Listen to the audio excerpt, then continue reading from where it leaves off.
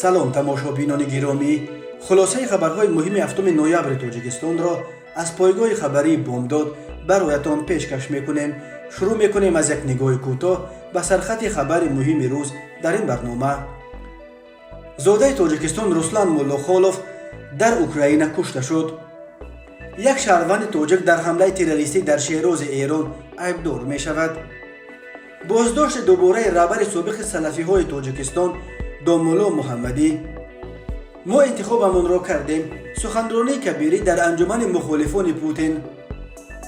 ораз Вазирбеков ба 16 соли зиндон маҳкум шуд.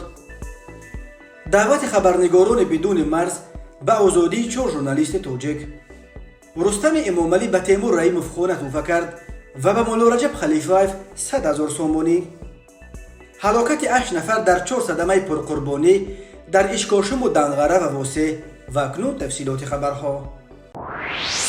7 ноябри соли 2022 дар гулгашти шарафи оромгоҳи Паленковаи шаҳри Тамбови Русия маросими дафни разведчик снайпер сержанти хурди гвардия Руслан Моллохолов доир шуд. Руслан ки 32 сол дошт ва дар Тоҷикистон ба дунё омада, дар шаҳри Расказоваи вилояти Тамбов ба воя расидааст. дар ҷанги Украина кушта шуд. аз ӯ як духтарчаи 2.5 сола ятим монд. манбаи ин хабар нашрияи маҳаллии ТВ Волк менависад ки рӯзи 24 сентябри соли 2022 гурӯҳи ҷосусие ки Руслан Моллохолов низ дар ҳайати он буд, дар ноҳияи Купянски вилояти Харкови Украина ҳадафи ту борон қарор гирифт ва ин зодаи Тоҷикистон ҷароҳати вазнин бардошта ба ҳалокат расидааст. Руслан Моллохолов соли 1990 дар Тоҷикистон ба дунё омада буд. оилаи онҳо соли 1999 ба шаҳри Расказова воқеъ дар 33 километрии шарқи шаҳри Тамбов кӯчид. Руслан дар ҳамин ҷо аввал дар мактаби рақами 6 ва сипас дар мактаби рақами 3 таҳсил кард ва баъди хатми синфи 9 ба омӯзишгоҳ дохил шуд. вале баъди анҷоми хидмати ҳарбӣ Руслан Моллохолов бо вазорати мудофиа қарордод баст ва дар ҳайати нирӯҳои вижаи артиши Русия дар вилояти Тамбов хидмат мекард. аз медалҳои ҷангиаш бармеёд ки Руслан Моллохолов дар амалиёти ишғоли Крим ва ҷанги Суриya иштирок кардааст ва ба ҷанги Украина ба ҳайси муовини фармондеҳи гурӯҳи ҷосусӣ рафтааст. ӯ дар ҳайати ин гурӯҳ ба ҳайси разведчик ва снайпер хидмат мекард. Руслан Моллохолов соҳиби чандин медали ҷангӣ, аз ҷумла медали барои баргардонидани Крим, медали иштирокчии амалиёти ҳарбӣ дар Сурия, барои корнамоӣ дар ҷанг, барои шуҷоат дар ҷанг дараҷаи 1, медали Суворов ва медали барои шуҷоат будааст ва ҳанӯз соли 2017 дар синни 27 мақоми ветерани ҷангро ба даст овардааст. Татьяна ҳамсари Руслан дар суҳбат бо ТВ Волк гуфт, сафарҳояш ҳамеша хеле тӯл мекашид. духтари мо Лия 2.5 сол дорад ва нусхаи падараш аст, вале агар ҳамашро ҳисоб кунем, падараш ӯро шояд ҳатто камтар аз 1 сол дида бошад.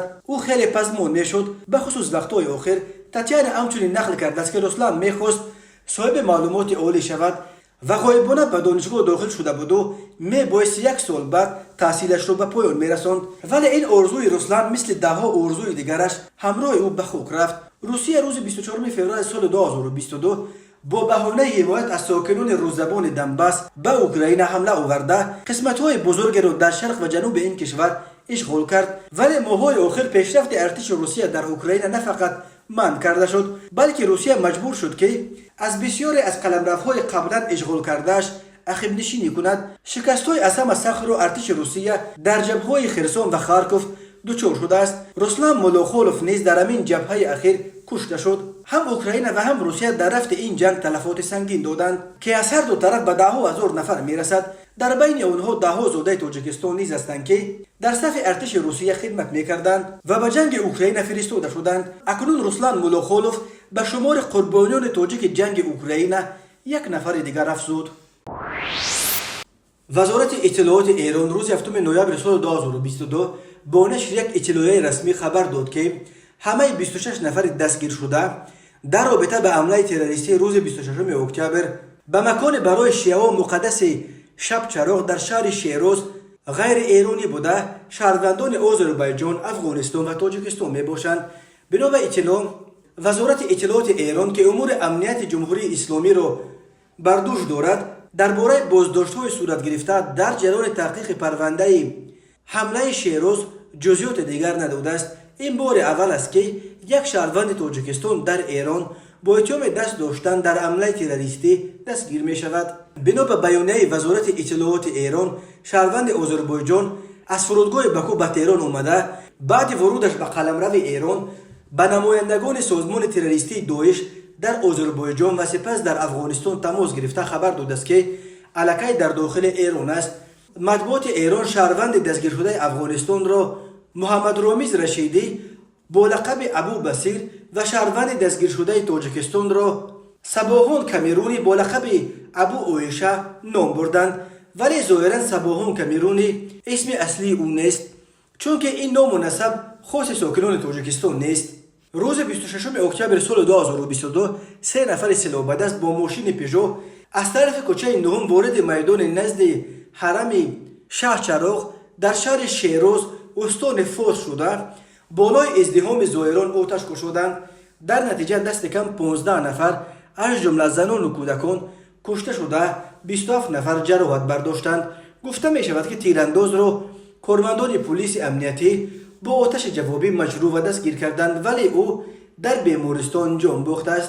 معلوم نیست که این تیرانداز کشته شده همان شهروند تاجیکستان بوده است یا کسی دیگر. مقامات ایران این حمله را کار دست جنگیان داعش نامیدند. جنگجویان داعش در گذشته نیز به ضد شیعه‌ها در افغانستان و پاکستان و کشورهای دیگر چندین حمله تروریستی انجام داده بودند. اما روز 3 اکتبر رئیس مجلس شورای اسلامی پارلمان ایران محمد باقر قالیباف اسرائیل را به دست داشتن در تشکیل حمله شیراز عیبدار کرد. از آن قبل روز 28 اکتبر امام نماز جمعه تهران امریکا را تشکیل کننده حمله شیراز نامید و گفت جمهوری اسلامی انتقام این خونریزی را از واشنگتن خواهد گرفت. دادگاه شهر دوشنبه آرز وزیربکوف یکی دیگر از فعالان مدنی زاده بدخشان را به 16 سال زندان محکوم کرده است.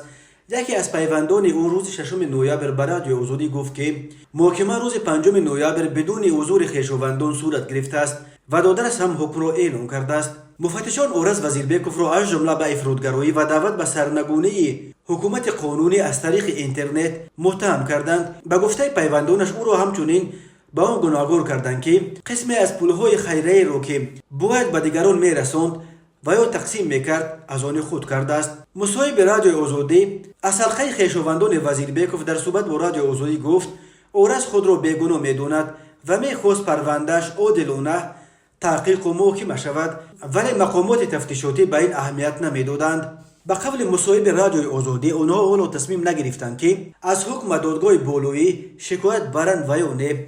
آرز وزیربکوف و فعال دیگر بدخشانی رمزی وزیربکوف که در مسکو زندگی میکردند با نظرهای تنقیدیشان درباره حکومت و مقامات تاجیکستان در شبکه‌های اجتماعی شناخته بودند. پیوندان آرز و رمزی وزیربکوف ها در این مدت بارها درباره قانون شکنی ها ضمن تفتیشات صحبت کردند. آنها میگویند برای حمایت هر دو به وکیلان مدافع در دوشنبه مراجعت کردند، ولی این وکیلان بعد شناسایی با پرونده و ربط داشتن آن به ناآرامی‌های بدخشان نخواستند از حق آنها در دادگاه حمایت کنند. مقامات برای آنها ادوکات تعیین کرده است، ولی به قول خویشاوندان وزیربکوف ها با آنها صحبت نمی‌کنند. صبرینا اوتنبکوف و همسر آرز وزیربکوف در گذشته گفته است که بعد به دوشنبه آوردن از روسیه هیچ درکی از آنها ندارند و به بازداشتگاه تنها غذا و لباس میبرند و تمام. مقامات تفتیشاتی تاجیکستان این قضیه و پرونده های دیگر ناآرامی های بدخشان را شرح نمیدهند. آرز و رمزی وزیربکوف روز 29 ایول سال 2022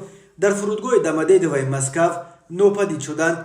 یک روز پس آنها در یک نوار ویدیویی که در صحیفه نزدیک به مقامات در شبکه‌های اجتماعی نشر شد میگفتند به وطن برگشتند تا به سوالهای مقامات درباره ناآرامی‌های بدخشان پاسخ دهند. صبرینا اوتنبکوف و همسر آرز وزیربکوف گفته است که شوهرش اختیاری به تاجیکستان نرفته است و نوار صحنه‌سازی است. پس از تظاهرات و ناآرامی‌های ماه امسال در بدخشان که با مرگ 10 نفر انجامید، مقامات انتظامی تاجیکستان 100 نفر از جمله 10 فعال مدنی بدخشان را با اتهام برانگیختن ناآرامی‌ها دستگیر و بعضی را به سالهای دراز زندانی کردند. بازداشت شده‌ها و نزدیکانشان میگویند گناهی نکردند و اتهامات بی اساس است. سازمان‌های حامی حقوق حکومت تاجیکستان را برای این گونه عملکردها سخت تنقید کردند. از جمله دیدبان حقوق بشر از حکومت تاجیکستان خواسته است به محاکمه‌های ناعادلانه ساکنان بدخشان پایان داده بازداشت‌های غیر قانونی آنها را بحث کنند. این سازمان معتبر حامی حقوق با نشر بیانیه روز 23 آگوست گفت مقامات تاجیکستان باید به این بی‌عدالتی خاتمه داده به عهدنامه‌های بین المللی خود برای تامین محاکمه‌های عادلانه پایبند باشند. محیدین کبیری رهبر حزب اپوزیسیونی در تاجیکستان فعلا ممنوع نهضت اسلامی و پیمان ملی یک ائتلاف نیروهای اپوزیسیون تاجیک در اروپا روز 5 نوامبر سال 2022 در انجمن مخالفان پرزیدنت کنونی روسیه ولادیمیر پوتین سخنرانی کرد. این همایش تحت عنوان انجمن وکیلان خلق روسیه در شهرک یابلنا در کنار ورشو و پایتخت پولشا جریان دارد. تشکیل کنندگان انجمن سیاستمداران مخالف روس ایلیا پاناماریوف، گنادی گودکوف و مارک فیگین به یابلنا آنهایی را دعوت کردند که ضد اشغال کریم و جنگ روسیه به ضد اوکراین اند. محیدین کبیری در یابلنا گفت بعد اوکراین دیگر کشورهای منطقه را نیز عین سرنوشت منتظر است و از این رو اپوزیسیون تاجیک انتخاب خود را کرده است. رهبران روسیه هم انتخاب نهایی خود را کردند. ایای اتحاد شوروی مطیع کردن جمهوری‌های سابق، تقویت پشتیبانی از وسیله‌ها و حاکم دست نشانده‌شان و از همه چیز خطرناک در منطقه از بین بردن تمام نیروها و حرکت‌هایی که طلبکار استقلال ملی و دولتی خلق‌های خود میباشند. ما نمایندگان خلق‌های سابق شوروی و اشتراکداران این همایش نیز انتخاب خود را کردیم. این کمک به پیروزی اوکراین و به روسیه برای تبدیل یافتن به یک کشور آزاد و دموکراتی و کمک به خلق‌هایمان در مبارزه برای استقلال و رسیدن به پیروزی در این مبارزه است. اظهار داشت کبیری در سخنرانیش در انجمن یابلنا. بقیه رهبر اپوزیسیون تاجیک این را که بعد اوکراین دیگر کشورهای منطقه را عین سرنوشت در پیش است حاکمان منطقه ما نیز میفهمند. این حاکمان بنا به مشاهده کبیری ضعیف شدن صاحبشان یعنی پوتین را نیز حس میکنند که یک نمونهش به گفته او بحث آشکارای پرزیدنت تاجیکستان امامعلی رحمان با پوتین در یک نشست اخیر سران کشورها در آستانه بود. کبیری مقامات کنونی روسیه را به ناتوانی و بیمیلی به اجرای عهدهداری‌های بین المللی عیبدار کرد و از جمله یادرس کرد که روسیه یکی از کفیل‌های سازشنامه صلح اتفاقاً در مسکو امضا شده صلح تاجیکان هم بود. ولی وقتی که حاکم تاجیکستان با استفاده از وضع بین المللی این سازشنامه را پایمال کرد و حزب نهضت اسلامی طرف دیگر صلح را بست و رهبران حزب را به حبس ابد محکوم کرد، روسیه دست روی دست نزد. گذشته از این ماه سپتامبر سال جاری روسیه حزب ما را بر روی خط سازمان‌های تروریستی وارد کرد که این هم با عقل سالم و هم با نقش قبلی روسیه در تناقض است. اظهار داشت رهبر اپوزیسیون تاجیک. کبیری اظهار امید کرد که تغییر رژیم حاکم در روسیه به حکمرانی رژیم‌های دموکراتی در منطقه نقطه می‌گذارد و روسیه به یک کشور آزاد و دموکراتی تبدیل می‌یابد که خلق‌های دیگر خود به خود سویش جذب شوند، نه اینکه مثل وزرا تنها با شانتاژ و تهدید خواسته‌هایش را بالای دیگران بار کند. تماشابینان عزیز، یادآور می‌شویم خلاصه مهمترین اخبار تاجیکستان را از پایگاه خبری بامداد تماشا دارید. برنامه را ادامه می‌دهیم. سازمان بین المللی خبرنگاران بدون مرز روز 4 اکتبر سال 2022 در یک بیانیه در پی صدور 7 سال حکم زندان ژورنالیست مستقل تاجیک صدقبek سیدامینی بار دیگر اتهامات علیه 4 ژورنالیست تاجیک زندانی دلیر امامعلی، عبدالله غربتی، صدقبek سیدامینی و عبدالستار پیر محمدزاده را دروغ نامیده از مقامات تاجیکستان آزادی آنها را تقاضا کرد. خبرنگاران بدون مرز بر اینند که مقامات تاجیکستان دیده و دانسته اتهامات بافته همکاری با سازمان‌های ممنوع را به گردن این ژورنالیستان منتقد بار کرده با این را می‌خواهند دهان ژورنالیستان مستقل را بندند. این سازمان حامی حقوق خبرنگاران چنین شیوه تعقیب مطبوعات آزاد را محکوم کرده قبلا هم از مقامات تاجیکستان آزادی این 4 ژورنالیست را طلب کرده بود. ژان کویلی رهبر بخش اروپای شرقی و آسیای مرکزی در سازمان خبرنگاران بدون مرز میگوید در نتیجه تقویت سانسور و معرکه‌های تهمت بستن به پای مطبوعات به ژورنالیستان بعد هر تحقیقاتشان حکم زندان تهدید میکند. مقامات تاجیکستان باید استفاده اتهامات بر دروغ با مقصد بستن دهان ژورنالیستان و منتقدان حکومت را بس کرده همه آنهایی را که دستگیر شدند آزاد کند. روز 4 اکتبر عبدالله غربتی به 7 سال و 6 ماه زندان محکوم شد. دادگاه او را به زورآوری نسبت به کارمند میلیسیا و عضویت در سازمان افراطی گناهکار شناخت. 7 اکتبر دلیر امامعلی به 10 سال زندان محکوم شد. دادگاه او را در صاحبکاری غیر قانونی، پند کردن خبرهای بر دروغ و نیز در عضویت گروه 24 یک گروه اپوزیسیونی که سال 2014 در تاجیکستان ممنوع گناهکار شناخت.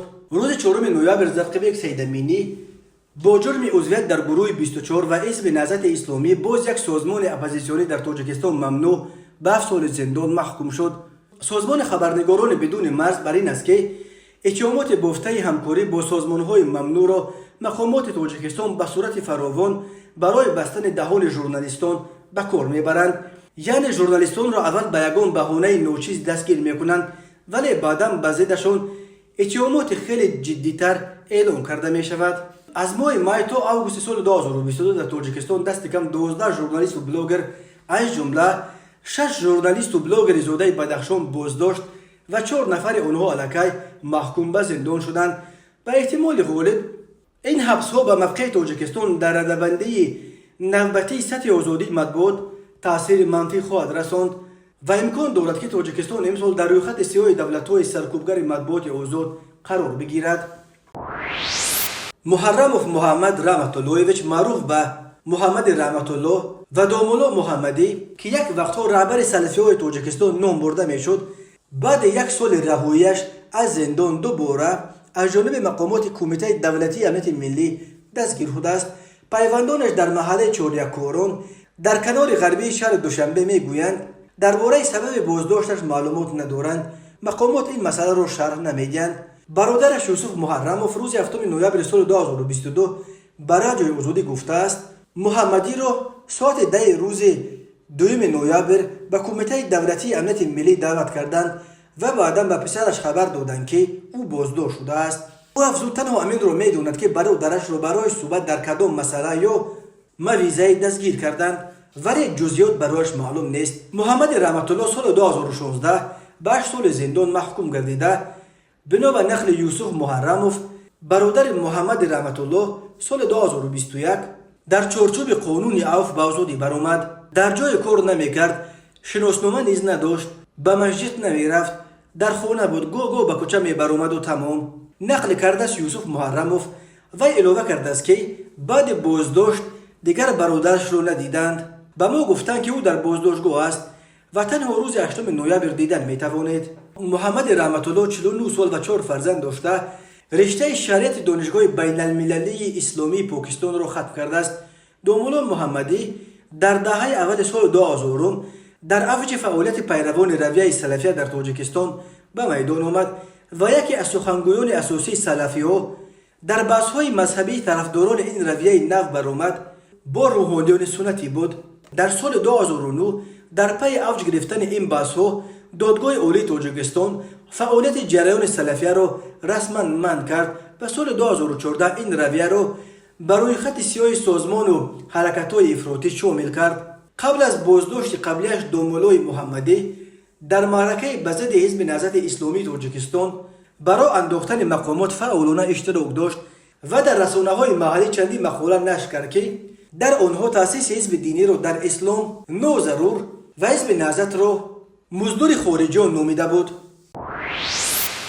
با قرار رئیس شهر دوشنبه رستم امامعلی به تیمور رحیموف پهلوان شناخته و عضو یکچین دسته منتخب جمهوری تاجیکستان دستپرور مکتب جمهوریوی مهارت عالی ورزشی اوید به نمودهای گشتین برای گرفتن جای یکم و به دست آوردن مدال طلا در مسابقه توسکولای بزرگ بکو 2022 خانه دوجرگی در پایتخت با تمام شرایط روزگار و به مولا رجب خلیفه دستپرور مکتب مخصوص ورزشی ذخیره های المپی رقم 6 اوید به نمودهای گشتین شهر دوشنبه برای سزاوار گردیدن به جای دوم و گرفتن مدال نقره امین مسابقه 100,000 سومانی تقدیم کرده شد.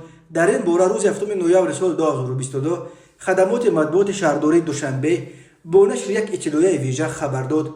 رستم امامعلی از این قبل در اول ماه سپتامبر سال 2022 به پهلوان جوان تاجیک نورعلی امامعلی نیز برای پیروزیش در چمپیونات جهان اوید به گشتین زودو در بین جوانان در دوشنبه یک خانه نو دوجرگی با تمام شرایط روزگار توفه کرده بود. از 4 تا 6 نوامبر سال 2022 در شهر باکو پایتخت آذربایجان مسابقات تاسکولای بزرگ باکو 2022 اوید به گشتین زودو برگزار گردید که در آن ورزشگران زیاده از 60 دولت جهان اشتراک نمودند. در این مسابقه با نفوذ تاجیکستان 12 ورزشگر نمایندگی کردند، ولی از این شمار تنها 2 نفر صاحب مدال شدند. تیمور رحیموف در این مسابقه در وزن بیش از 100 کیلو صاحب مدال طلا شد و مولا رجب خلیفه روز 4 نوامبر در وزن تا 66 کیلوگرم با گرفتن مدال نقره مشرف گردید. مرکز مطبوعات وزارت کارهای داخلی تاجیکستان خبر داد که روزهای 4 و 6 نوامبر سال 2022 در 4 صدمه مرگبار در ناحیه اشکاشی ولایت مختار کوهستان بدخشان و در ناحیه دنغره و واسه ولایت قتلان 8 نفر به هلاکت رسیده، دست کم 9 نفر دیگر جراحت برداشتند. از جمله 4 نوامبر سال 2022 تقریبا ساعت 17:23 دقیقه راننده ماشین بارکش تمغه دولان محمودوف ابراهیم اسرائیلویچ سال تولدش 1969 ساکن شهر دوشنبه هنگام حرکت از سمت شهر دوشنبه به سمت ناحیه تیمور ملک در حدود ناحیه دنغره به خطری حرکت راه را تامین کردن نتوانسته به ماشین تمغه اوپل استرا تحت اداره مرتضی سجویدین سال تولدش 1980 ساکن شهر دوشنبه که در داخلش باز 5 مسافر دیگر داشت برخورده است.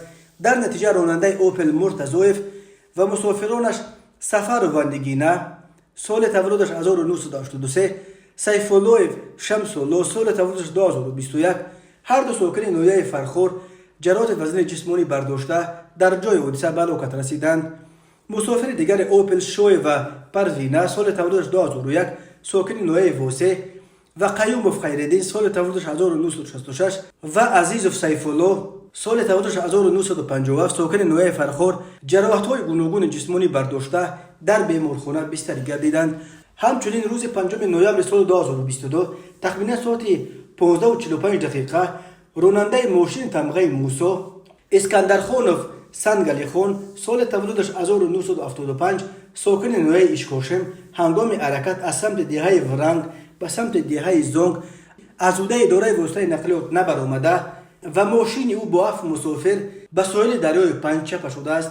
در نتیجه مسافران افت مذکور کوچکبیکوف جونی بیک سال تولدش 1987 و نیلکو و صبری ما سال تولدش 1979 ساکن ناحیه اشکاشم جراحت گوناگون جسمانی برداشته در جای حادثه به هلاکت رسیدند.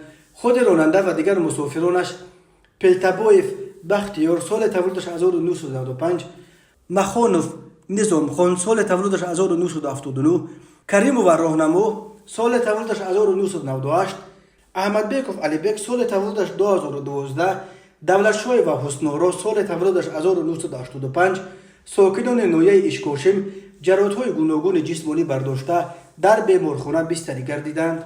همین طور بنا به اطلاع مرکز مطبوعات وزارت کارهای داخلی تاجیکستان شب 5 نوامبر سال 2022 تقریبا ساعت‌های 20:25 دقیقه راننده ماشین تمغه تویوتا کرولا صادقوف فرهاد جان سال تولدش 1996 ساکن شهر دوشنبه هنگام حرکت از سمت شهر دوشنبه به سمت شهر کولوب در حدود ناحیه واسه به قسمت قفای автомاشین بارکش تمغه کماز تحت اداره نظروف نورعلی سال تولدش 1993 ساکن شهر کولوب که سمت حرکتش طرف شهر کولوب بود و بدان قسمت قفا از طرف راستش کفیده کورنوشایم شده در راه قرار داشت برخورده است.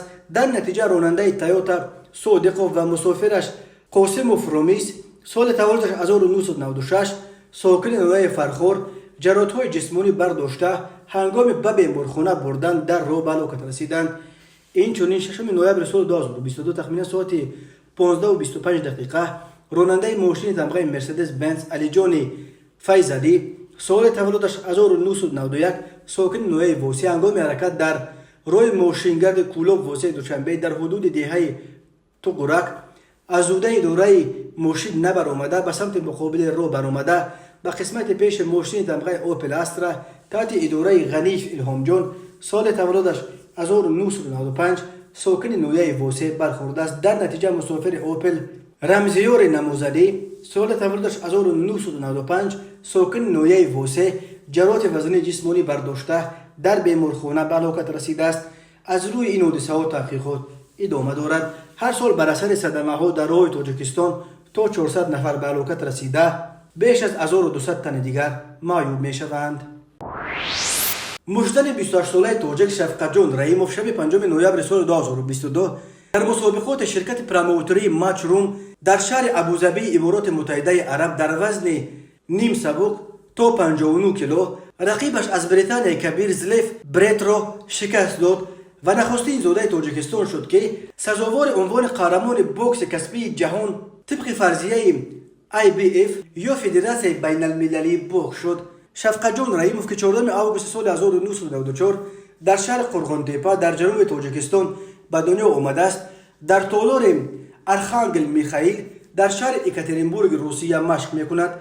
او ماه فوریه سال 2021 نیز برای دریافت عنوان قهرمانی با جوزف دیاس از امریکا وارد رقابت شده بود، ولی نبرد آنها آن وقت مساوی انجام یافت. این دفعه با آن که زلیف برتی نظر به او پر تجربه تر تا این رقابت در جیب 28 پیروزی و همگی یک شکست داشت و شفقت جان رحیموف 16 پیروزی و یک مساوی داشت و به بالای این در دور سوم رقابت برت توانست مژدن تاجیک را از پای درآورده به نکاوت فرستاد. شفقت جان تن نداد و توانست که به خود بیاید و حتی 2 دفعه مژدن انگلیس را به نکاوت فرستاده در دور نهم رقابت پیروزی پیش از مهلت به دست بیاورد. IBF سال 1983 در امریکا تأسیس یافته یکی از سازمان‌های معتبر بوکس کسبی دانسته می شود. در گذشته چنین ستاره‌های مشهور بوکس به مثل مایک تایسون، ولادیمیر کلیچکو، ایواندر هولفرد و جورج فورمن نیز چندین بار سزاوار عنوان قهرمان جهان طبق فرضیه IBF شدند. شفقت جان شاکروویچ رحیموف 3 کرات قهرمان بوکس تاجیکستان بوده. سال 2017 طبق فرضیه IBO یک سازمان دیگر بین المللی بوکس نیز عنوان قهرمان جهان را به دست آورده بود و تا سال 2019 عنوان قهرمانی را پیش خود نگاه داشته بود. شفقت جان رحیموف بعد پیروزی بر ازینگو فوزیله از آفریقای جنوبی حق مبارزه برای عنوان قهرمان جهانی را طبق فرضیه IBF به دست آورد و روز 5 نوامبر زلیف برت از بریتانیا را شکست داده این عنوان را نیز به نام خود گرداند. تماشابینان عزیز و گرامی، این بود مرور به خلاصه چند خبر مهم امروز تاجیکستان. خبر و گزارش‌های بیشتر از تاجیکستان و درباره تاجیکستان و اطراف آن را در سامانه پایگاه خبری بامداد در این نشانه پیگیری نمایید: www.bomdad.com. خوش باشید.